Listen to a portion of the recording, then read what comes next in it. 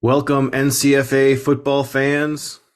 This is the weekly podcast, and apologies for skipping a week. We had a little hiccup, but we're going to catch you right up with what happened in week 3 and week 4 in this week's podcast. I'm Nick Bongers, the NCFA Media Relations Coordinator, and joined with me is the Director of Football Operations, Dave Mogensen.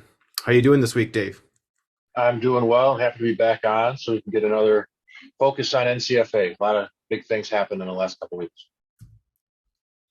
All right, so we're going to talk about some scores around the NCFA. I'm going to give you some video highlights, players of the week from last week, and then some of the final rankings before we hit it hard with next week's power rankings. So we're going to start right off the bat with players of the week. Again, this is from week 3. I'm going to move my webcam around here. We had Matt Isom from Oakland and Jack Donovan from Michigan State, one of those quarterbacks who's, I think, in the top 3 quarterbacks in the NCFA right now. Yeah, both those guys had really great week threes. Michigan State, Jack Donovan put together a heck of a game. I think we're going to have some clips of that game when we get to the film viewing portion of it. But he had a really nice game, and then Matt Isom was all over the field for Oakland and their big week 3 victory. So a couple of nice games from those two guys. And the players of the week from week 4 have not yet been announced, so stay tuned online for that. So week 3 recap. We had George Mason at Sacred Heart. Sacred Heart comes out ahead on that one. What's your reaction from that game, Dave? I think what we saw was probably going to be a preview of North Atlantic Conference championship game. Good chance that those two teams both make it, but hard fought game. We saw George Mason, even in a 2-point loss, proving that they're in that upper echelon of teams. And we saw, Sacred Heart come out and play the first game of the season and get a W. So I was not surprised that Sacred Heart won. It was a very physical game, and I don't mean that as a knock at you, Nick, but I thought with Sacred Heart being the home team, they'd get a victory. I was surprised it was as close as it was. I didn't think they're going to run away with it like some of the other scores we saw, but I thought probably like a 10-point win was in my head when I picked them to win. So the fact that it was that close really is a testament to Mason and how good of a squad they have. Right, and it could lead to some speculation on home field advantage, like with a 2-point game. Was that travel a factor? If that Sure. game was played at George Mason, would it have been 22-20 George Mason? So this is one of the fun ones that we had our eyes on, and it was cool to see a close game. Next one, Clarkson wins 44-13 at Vermont. I think that we were both confident in the end of that game. In the South Atlantic, we had Central Georgia Tech, Columbus State. I don't think I had a score for that one when I did updates on this.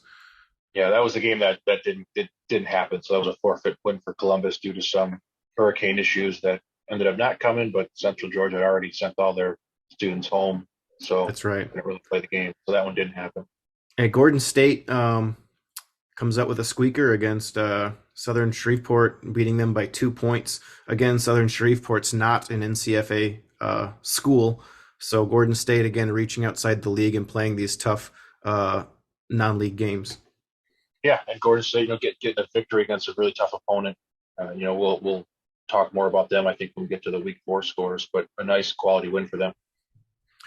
And then Great Lakes Conference, we had Oakland beating Miami, Ohio, 9-7. Very low-scoring game there down in Ohio at was it Yager Stadium. Wasn't expecting such a low-scoring game there.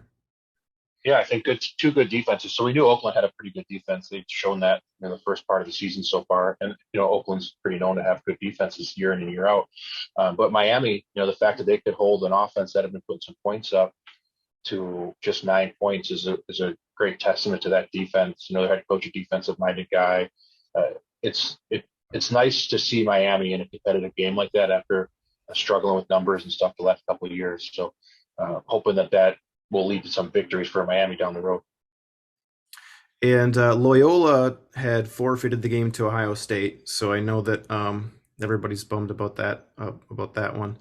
Milwaukee went to Michigan State and lost 6-27. This was a non-conference game. Michigan State, I think, making a statement in this one, since UW Milwaukee was in the Great Lakes Conference Championship game last year, that this is a statement game for Michigan State. Yeah, it's a very common opponent for all the Great Lakes teams because Milwaukee's been in that conference many years in the past. So, Milwaukee had a really nice year last year and got to the conference championship game, and I think they beat Michigan State last year to kind of seal their spot to go there. So, a little comeback win for Michigan State. They are trying to stay in relevant for the Great Lakes Conference Championship game, already losing to Ohio State. So they can't really afford another loss the rest of the way if they want to get another shot at the Buckeyes. And the last game on this list was probably the biggest eye opener of all the weeks, of all the games that I think we've seen so far. We've got Wright State, goose egg to Toledo's 38. This is a big statement game for Toledo. Yeah, definitely, and we heard that from the Ohio State folks when they beat Toledo. We said, hey, they said, watch out for Toledo. They're gonna surprise some people, and little did we know it'd be the first game they played back. So they come out and just really dominate Wright State. Wright State has had some tough losses this year, but I really put this on Toledo being a pretty good squad, and who knows, maybe what we see at the end of the year is Toledo Ohio State rematch as opposed to somebody else. So I know we still have some big games Ohio State has to win. There's still that Oakland Ohio State matchup looming down the road in the schedule, but for Toledo to come out here and get that win really convincingly was impressive. And current tally after week 3, I'm at 9-3, and Dave, you're at 11-1. I think I'm a little bit more wild with my predictions than you might be at this point. But 2 of those came from this week. I think that I chose Milwaukee to beat Michigan State, and your guy Max Brown didn't get enough help apparently. Yeah. So let's go on to next week, and I don't think that we didn't have time to make predictions. We didn't have a show last week, but the games were just as interesting. So at the North Atlantic Conference, we had Sacred Heart beating Coppin State 16-8. Yeah, what you're seeing here is I think Coppin State is proving that they are back, they are legit, and they are contenders. So they've played some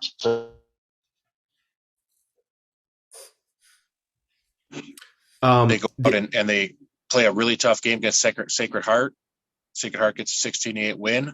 I think what we're going to see out of Sacred Heart all year is just this grinding team, run the football, play tough defense. But that's an impressive game out of Coppin State for me to hold it so close to a powerhouse like Sacred Heart. And the thing that I've been really impressed with so far this year is Sacred Heart's variety of teams that they're playing. I mean, part of that is because it's that reshuffled North Atlantic Conference, but in recent years they've had to play Vermont twice or Eastern Connecticut, and their season didn't have a ton of juggernauts in it like the Coppin States and the George Masons. So it's impressive to see them playing these teams in the regular season and coming out ahead.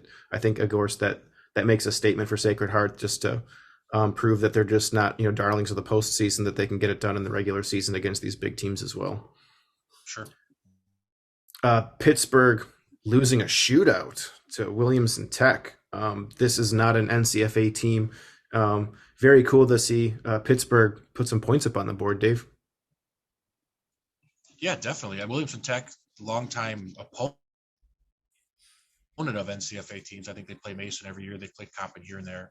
So they're in that general area that makes sense to play those teams. But, Pittsburgh was able to fill a hole in their schedule. They had reached out to us looking for some games to fill up some holes for some prep schools that dropped out on them. But, 35 points is nothing to scoff at out of Pittsburgh. So obviously Williamson Tech has a good squad this year and rolled up some stuff. I didn't get a lot of information on that game. So, sometimes those high scores can happen when, you have a close game down, you start onside kicking or something, or you have a couple turnovers late. So we don't know if it might have been a close game throughout and Pittsburgh just kind of let it go at the end. But, Williams Tech is a good program. So for Pittsburgh to put 35 points on, that bodes well for the rest of their NCFA games. And I think just looking through the stats, I think that one of the Pittsburgh receivers is in the top 3, at least for yards or for touchdown receptions. So there's definitely a standout on Pittsburgh's offense that's a part of that scoring machine there. Sure. So South Atlantic Conference, we've got Gordon State beating Columbus State 37-7. Now this was one of the eye openers of the week for me. Yeah, I think that was a game. So I talked to the Gordon State coach earlier in the week, and he just mentioned, we were talking about some games future down the road. He'd mentioned that Columbus State looked really good on film, and they're going to have their hands full. So he went to that game, expecting it probably to be a close game, and that they just came out and put it on them. So, Gordon State, I think when the polls will come out on Wednesday, that they're probably going to get a couple of more votes for number one. I think they pulled their first number one vote last week and pulled it away from Ohio State. So, in talking to Columbus State staff, they felt like Gordon State's real deal. They're legit. But Columbus State didn't feel like they played their absolute best football as well. So, again, that's probably going to be a rematch game down the road here for the conference championship. But Gordon State pulled this first one out pretty convincingly. South Carolina, we'll skip that one. I don't have any updates on that score or if that game even happened. Yeah, neither do I. Great Lakes, UW Milwaukee comes to Oakland, gets beat 8-31. I was at that game, super hard fought game, exciting to watch. Lots of playmakers on both sides, and what I'm taking from this is that it was kind of consistent with probably what we're going to see from the Milwaukee and Michigan State game that we'll be playing some videos on after the slide. Yeah, tough role for Milwaukee. They're as an independent, they really kind of probably had to run their schedule for the playoffs. So it's going to be tough for them to grab that fourth seed now with a couple of losses, even if they win out.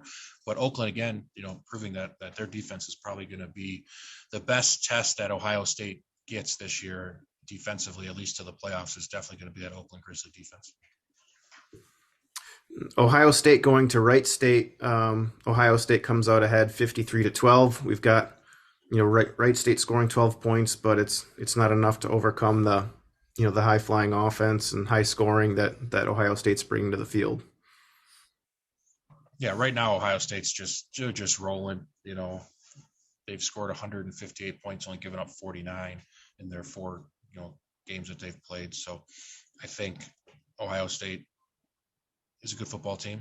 Wright State's struggling a little bit, and that's generally a bad combination when you got a team rolling like Ohio State versus a team that's just kind of rebuilding their foundation and struggling. So, but I mean, it's been 3 games in a row now where Ohio State scored 50 plus points.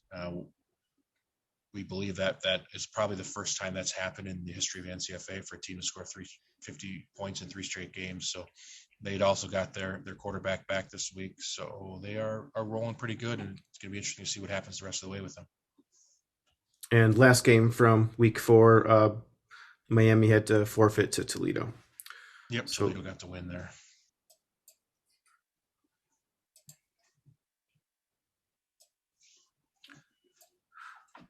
All right, so from 2 weeks ago, this is film from Michigan State versus Milwaukee, supplied by Michigan State.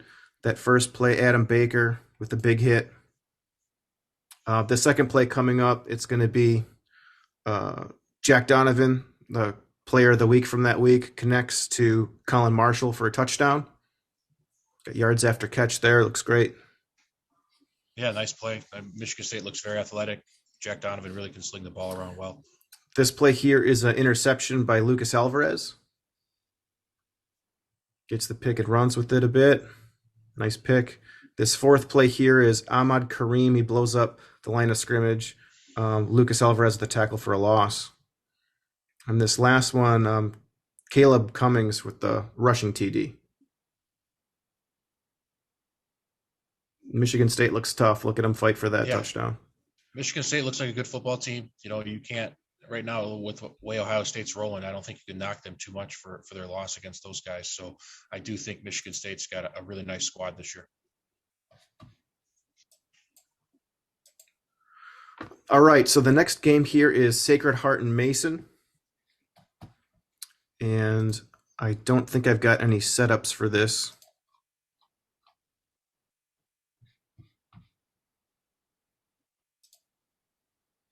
We've got 2 minutes of George Mason centered highlights, so we'll get to see their best plays of the game. Dump off to the running back. Almost a touchdown.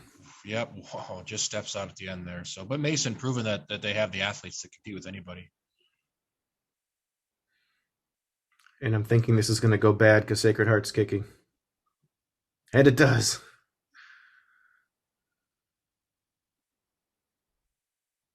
That must not have gone for a score. Won't give us the full perspective with us not seeing, obviously Sacred Heart won this game, so they had their share of good plays, but we're seeing the Mason-centered highlights. Great facilities at Sacred Heart as well, obviously.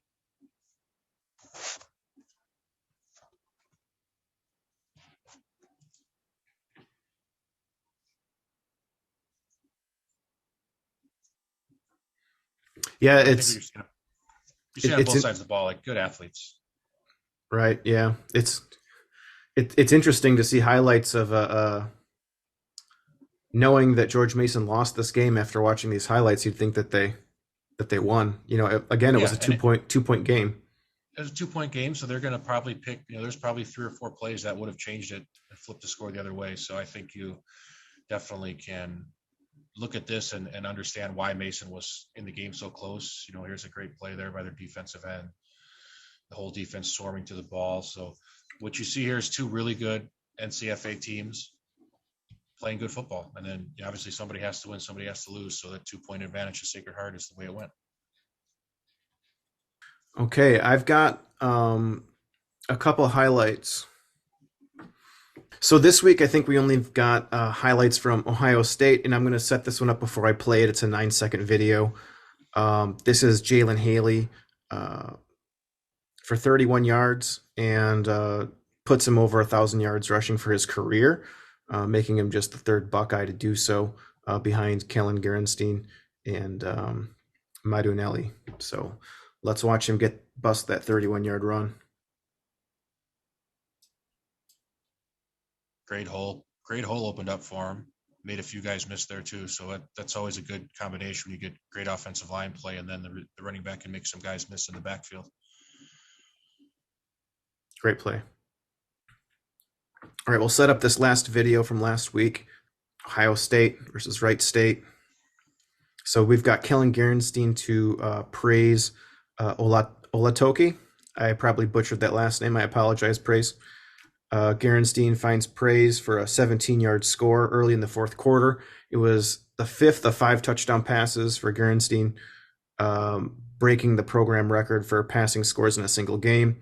He's now accounted for 10 total touchdowns on the season in just 6 quarters of football. So it was just the 2nd catch of the year for praise, both of which have gone for touchdowns. Let's take a look.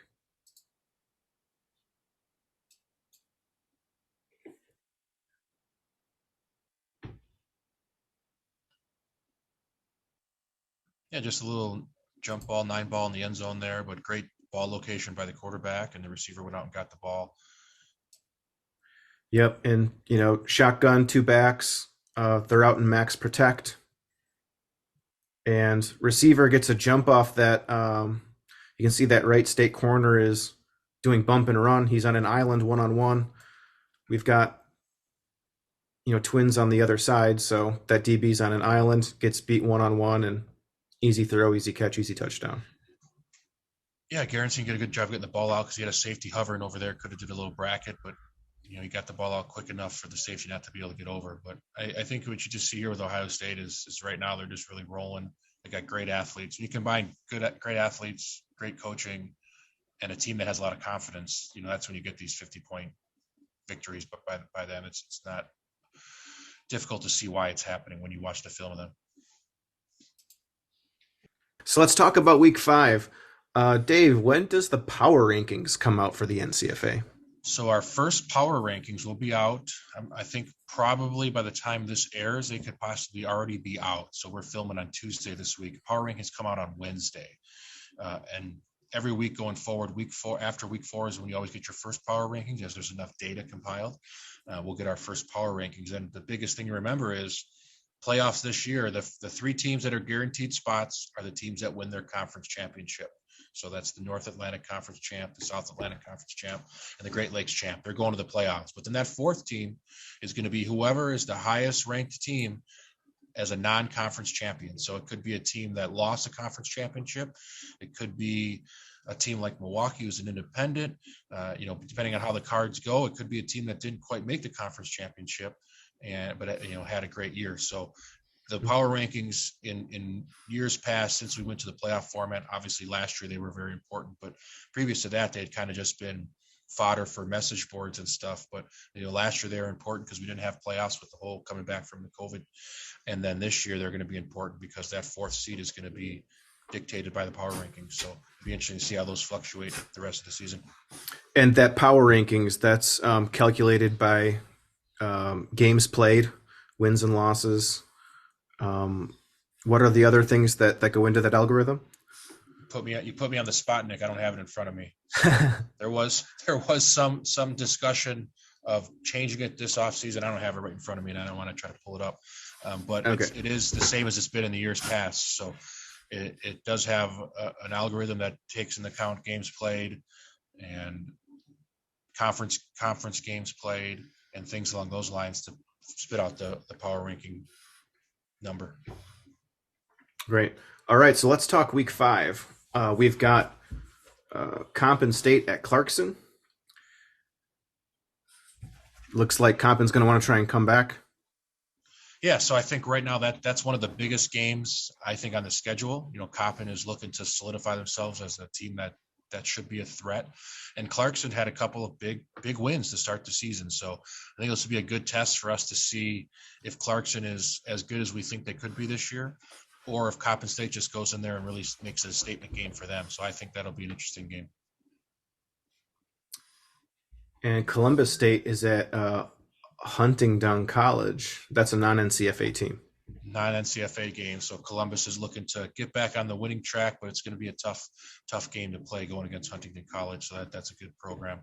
And, Columbus State's going to, at very worst, get some good experience against good competition. We've got Loyola Chicago at UW Milwaukee. That'll be a Great Lakes Conference showdown.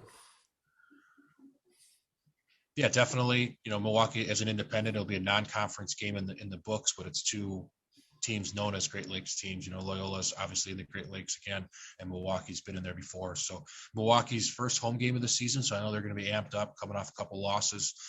Loyola hasn't played in a bit because they had their little fiasco with Ohio State, wasn't able to have that game. So I think this will be a close game, and it should be two well-matched teams. And Michigan State is traveling to Oakland. Probably the game of the week in my eyes. I think that the winner of this game really solidifies themselves as the team that Ohio State is going to have to play in the conference title game. So a lot of things still have to happen, but if Oakland is to win this game, they've really solidified themselves. And then that week 6 game against Ohio State becomes a huge matchup. If Michigan State wants to get back to the chance to beat Ohio State, they cannot drop any more games. It's just going to be really difficult if they do. So this is a game that's a must win for Michigan State to get another crack at the Buckeyes. I know that this is Oakland's homecoming week, and this is probably their biggest game of the year in terms of fans coming to it. So we'll probably see alumni tailgating, and the stands could be packed. I think it's maybe like a 600 seater, but sometimes there's people sitting on the lawn to watch this game. So I think that the fanfare and the college football atmosphere should be on point for the Saturday night. It's a Saturday night game, I think. Oh, excellent. So it'll be a really cool game. Next we've got Pittsburgh at Toledo. Yeah, it's a little non-conference tilt, North Atlantic versus the Great Lakes. And we're going to see Pittsburgh put some points on the board in some of their games. And Toledo just, they didn't get to play this last weekend, got the forfeit victory, but the last time they were on the field, they got a big win. So I think we're going to learn a lot about Toledo and Pittsburgh both in this matchup. Right. Yeah. Toledo is going to look to continue to win some games. And then I think this is kind of going to be an interesting there's two teams that are kind of down right now, Miami, Ohio versus Wright State. Two teams are going to try and, get back on track with things. Yeah, somebody's going to get their first win of the year in this game, that's for sure. So Miami, Ohio has proven to have a pretty solid defense, holding Oakland to just 9 points, while Wright State's been giving up a lot of points and not scoring a lot. So, hopefully Wright State can kind of turn the corner here and maybe use this game as a springboard to finish the season strong. And Miami's looking to grab that first win and see if they can't go on a little run themselves.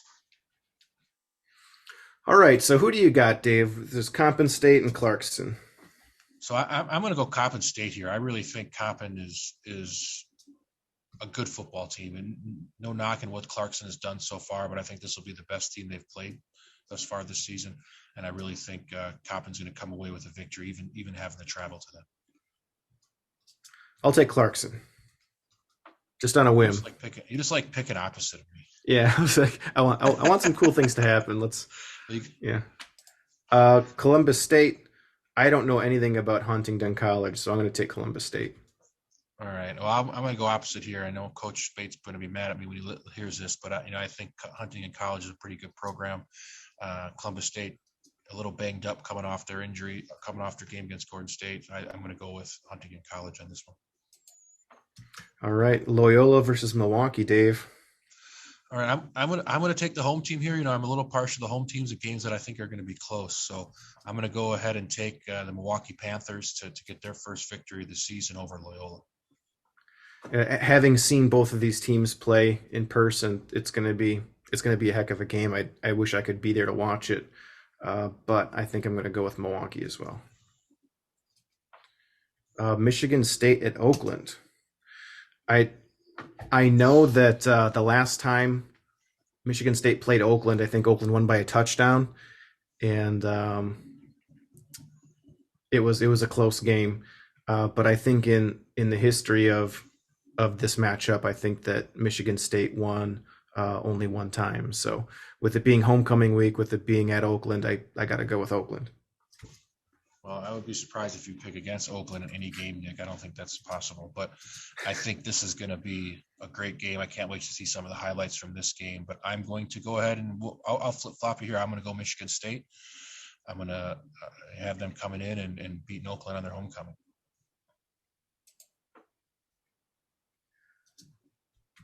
All right, Pittsburgh at Toledo.